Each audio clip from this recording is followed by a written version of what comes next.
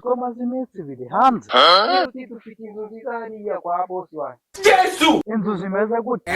Zipanguye neza irimo amakaro, yewe bosi wanjye aranitonda. Aritonda cyane. Batitonda. Uretse gato ahubwo ngwino. Wetin be this? Jesus. Ni kuvuga ngo rero. No. Irimo amakaro. Jesus is Lord.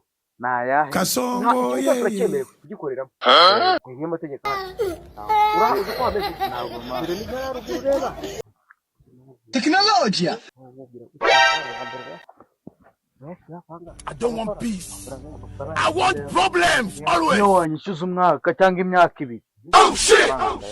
Asufite n'ibintu na miliyoni nkesha ngiye kugura inzu uri kubwira kugenda witinda mu biratu kodesha byonyine ni hano ni hariya kuri muryango wa kabiri abamo umuturanyi w'imbwa ariko araguha security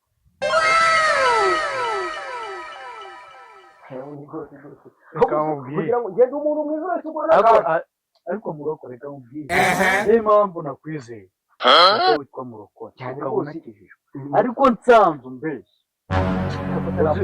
rero aha ngaha ngo reka dukomange tugire bwangu gira gake ariko nyamuneka gira gake utazo wambwiye ko bitonda aritonda ariko umumeneye urugi nyine ntabwo araka ariko niyo warumena mukarutamo imbere ntabwo yakurakarira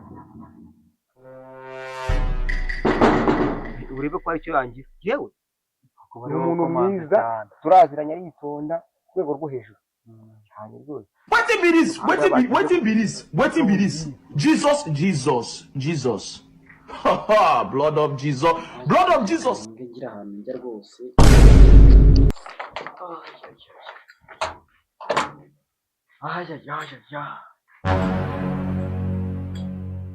wite niwe wereke umere gacane hano byagenze gute aha rero aha ngaha turabagize benshi ariko ntabwo rero tuba dushaka ko abantu bateka inyama ni ikibazo guteka inyama ni ikibazo none aka ni agati izi ni ingufuri gafungaye gafungaye ni ikibazo njye nafunze iwanjye ubu ngiye nkubajije icyangombwa cy'ubutaka wa cyane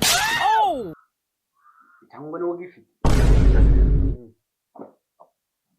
nzongera kubona cyangwa nzongera kumva bateka inyama ako ngiye gutesha Wetin be this? kandi yandiroze oya wacumike ngo reka turya inyama iwanyu n'icyangombwa Motherfucker. iteka ibijumba bite byari ubu urankodesha ugateka inyama ya gicucu izo ngegera ziri gukomanga kumvikana do ahita nkinga kandi ntuzankinguye Yesu!